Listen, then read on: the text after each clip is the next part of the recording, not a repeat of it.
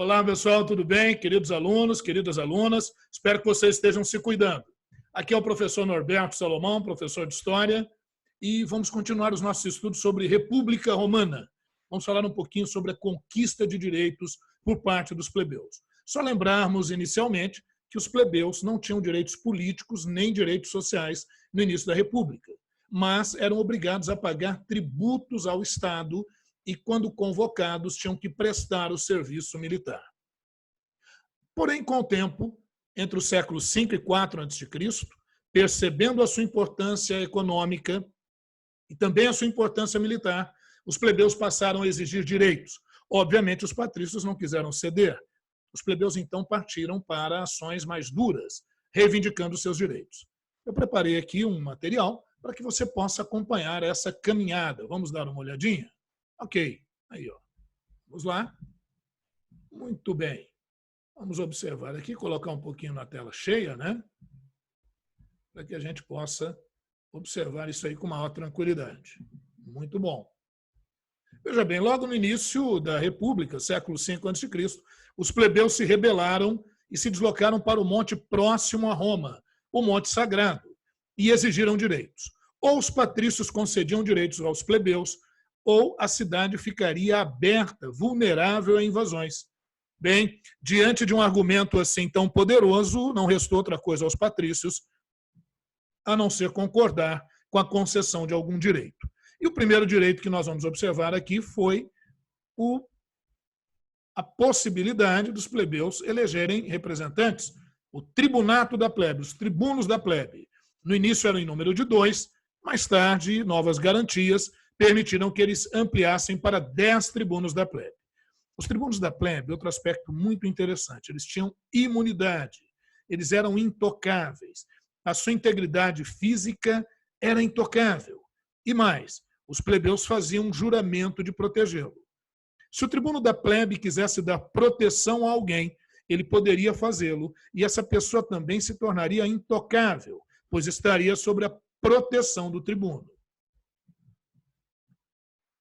Os tribunos da plebe tinham o poder de convocar e presidir a Assembleia da Plebe, Concilium Plebis. Podiam convocar o Senado ou outras assembleias, podiam propor novas leis, intervir em nome dos plebeus. E aqui um elemento importante, hein? O jus intersectionis, ou intercessio, que era o direito que o tribuno da plebe tinha de vetar qualquer lei que fosse contrária aos interesses dos plebeus. Muito poder, não é? Mas a coisa não era tão boa assim, não. Porque, na verdade, quem conseguia se eleger para esses cargos eram os plebeus mais ricos. E, óbvio, o interesse dos plebeus mais ricos estava em consonância cada vez maior com o interesse dos patrícios. Muito bem. Eu coloquei aqui algumas observações. Primeiro, em 471 a.C., os plebeus tiveram nova conquista de direitos e o direito de eleger 10 tribunos da plebe. Então, a princípio eram 2 e agora, a partir de 471, 10 tribunos da plebe. Um outro aspecto. Aqui é período da República, mas fazendo uma projeção lá para o período imperial. No período do Império, os poderes dos tribunos da plebe foram sendo diminuídos, porque o imperador romano se investiu desses poderes. Então, lá no Império, o tribunato da plebe perde profundamente a sua importância. Agora, o plebeu tinha limitações para os seus poderes? Claro que sim. O tribuno da plebe, para poder fazer qualquer veto, eu coloquei aqui em destaque, ele tinha que estar fisicamente presente à sessão. Então, ele não poderia simplesmente mandar uma mensagem, mandar um bilhete, um comunicado, ou um emissário, um preposto. Não. Tinha que ser a presença do tribuno ali naquela sessão para que houvesse o veto de alguma medida. Outra limitação importante. Os tribunos da plebe só podiam atuar dentro dos domínios da cidade de Roma. Fora da cidade, não podiam contar com a sua autoridade de intervir em prol dos plebeus. Por esta razão, as atividades dos tribunos eram confinadas à cidade e ao território. Eles colocaram um limite, não é? De 1.600 metros, 1 milha, está em 1.609 metros de distância aproximadamente. Okay?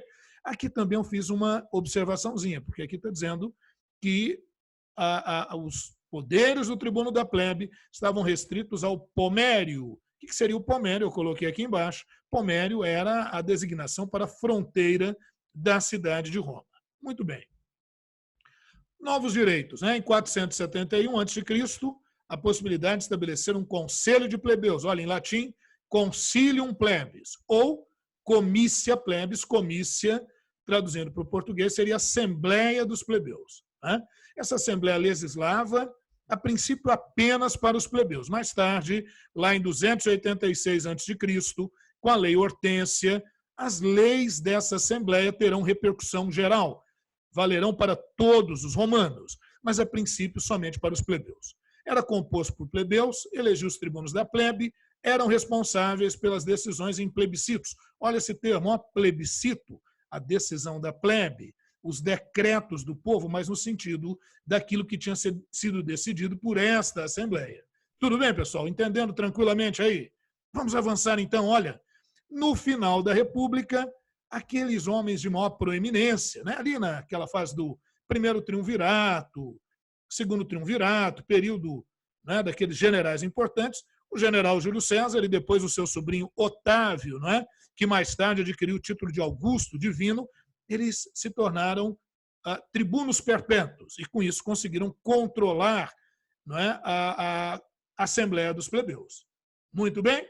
Coloquei aqui a observação, olha, nos projetamos novamente. Aqui, República. Aqui, em destaque, uma projeção. Durante o Império Romano, essa Assembleia dos Plebeus perdeu seus poderes.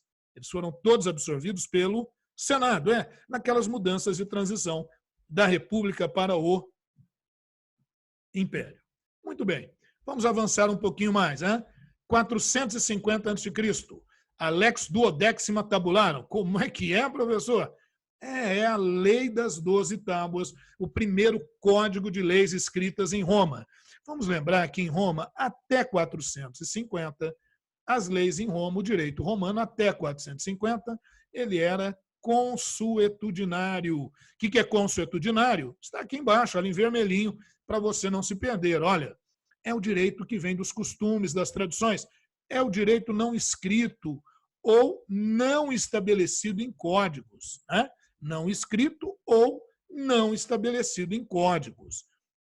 As leis consuetudinárias eram aplicadas pelos representantes patrícios, o que era muito conveniente, porque eles interpretavam as leis que não eram escritas de acordo com seus interesses e o plebeu sempre saía prejudicado. Bom, os plebeus pressionaram, eles queriam mudanças e, por meio das suas pressões sociais e políticas, eles conseguiram, em 451, um ano antes, a formação de um grupo de 10 homens, decênviros, termo muito bom para aparecer em prova lá nos distratores, hein?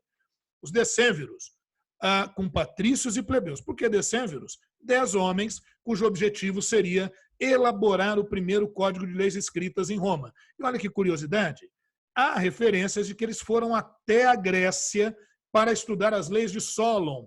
Veja que é 451 a.C., é século V a.C., lá na Grécia Antiga, estamos vivendo o período da democracia ateniense. Foram até lá estudar essas leis e trouxeram esse conhecimento para Roma. E assim estabeleceu-se o primeiro código de leis escritas em Roma, e é um marco, para o direito ocidental, vai influenciar outros códigos de leis até os nossos dias. Muito bem. E por que se chamava Lei das 12 Tábuas? Porque foram escritas em 12 tábuas de bronze. Professor, essas 12 tábuas de bronze encontram-se em algum museu hoje em dia? Não, pessoal. Com a invasão dos gauleses, essas tábuas foram destruídas. Então não resta nada, exceto um ou outro vestígio. E aí nós temos as referências de autores da época que escreveram sobre essas leis. Essas 12 tábuas foram fixadas nas portas, na frente, na parte frontal do Fórum Romano, para que todos dela tivessem conhecimento. Vamos lembrar que uma lei só tem validade se for dada publicidade dessa lei. Então, hoje em dia, nós temos os diários oficiais. Na época não tinha isso. Na época você tinha o arauto, que era aquele indivíduo que chegava em praça pública com o decreto, com a lei, lia a lei em voz alta para todos os que estavam presentes, e depois afixava essa lei no lugar mais visível para o público. E daquele momento em diante, ninguém poderia alegar a ignorância da lei. Era assim que funcionava. Tudo bem, pessoal? Estamos indo muito bem, na minha opinião. Olha, vamos para cá, vamos finalizando gradativamente aqui a conquista de direitos por parte dos plebeus, ok? Olha aí, ó, em 445 a.C., Lei Canuleia permitia o casamento entre patrícios e plebeus. Olha que maravilha, hein? Mas maravilha para quem? Para plebeus ricos, que vão se aproximando dos patrícios. Para grande parte da plebe, isso aí não era comum, não. 367 a.C., aqui eu peço um destaque para essas leis. Essas aqui costumam cair. Cai lá a lei das 12 tábuas, muito comum em provas, quando o tema é esse, e lei Licínia Sextia, ou às vezes no plural, assim, Licínias Sextias, né? Então, essas leis vão estabelecer o seguinte. Primeiro, em Roma havia 2 cônsules. O cônsul era o cargo máximo da administração romana. Os 2 cônsules eram patrícios. Agora haverá uma mudança. Agora um cônsul é patrício e o outro é plebeu, a partir dessa lei. Outra coisa, determinava que as terras públicas, como é que eu digo terras públicas em Roma? Aquelas terras que o Estado reservava para si, ager públicos. Não se esqueça disso, apareceu numa provinha, ager públicos, não pode dar lá um branco, um delay na sua mente, não. São as terras públicas do Estado. Não é? E também proibia a escravidão por dívidas. Professor, a escravidão aqui diminuiu, então? Não, pessoal. E por que não? Porque, nesse momento, o abastecimento de escravos em Roma se dava pelas guerras, não mais pela escravidão por dívidas. A escravidão por dívidas tinha se tornado apenas um elemento de forte contradição social. Segundo ponto dessa lei. Ô, professor, proibiram a escravidão por dívidas. Então, aqueles que eram escravos por dívidas estavam libertos agora? Também não. Essa lei vai determinar que, daquela data em diante, ninguém mais poderia dar o seu corpo como garantia de pagamento de dívidas, ok? Mas aí fica a dúvida. Professor, e aquela pessoa que era escravo por dívidas, continuava escravo? Continuou escravo até que veio essa lei aqui, ó, a Lex Poetelia Papiria. Lex do latim, para nós aqui do português, lei. Eu coloquei de propósito para vocês se habituando com esses termos, né? Então, a Lex ou Lei Poetelia Papiria, essa sim, libertou aqueles que eram escravos por dívidas. Lei Ogúnia, 300 a.C., permitiu que os plebeus assumissem um cargo que era exclusivo dos patrícios, o cargo de pontífice, o cargo de supremo sacerdote, o cargo de chefe de todas as religiões e que presidia a Assembleia Curial. Então, mais uma garantia, mais um direito aí para os plebeus. E, finalmente, em 286 a.C., a Lei Hortência, a lei que vai determinar que aquelas leis criadas pela Assembleia dos Plebeus, pela Comitia Plebis, o plebiscito, que era só para os plebeus, agora teria repercussão geral, seria aplicada a todos os cidadãos romanos. Beleza? Olha a observação que eu fiz aqui. Apesar da conquista de alguns direitos, as diferenças entre ricos e pobres, a diferença entre oficiais de alta patente e soldados se aprofundaram. A camada mais rica dos plebeus, olha aqui, camada mais rica dos plebeus, nobilitas, ou equites, ou equestres, ou cavaleiros, né? Termos usados aí para os novos ricos em Roma, aproximou-se cada vez mais dos interesses dos patrícios e, inclusive, aqui, os tribunos da plebe acabaram se aproximando mais dos interesses dos patrícios do que dos plebeus pobres. Beleza? Muito bem, pessoal. Então, nós vamos ficando por aqui, né, nessa nossa aula sobre conquista de direitos por parte dos plebeus. Espero que você tenha entendido, aproveite bem aí essas nossas instruções, vá ao seu livro, ao seu material didático e exercite.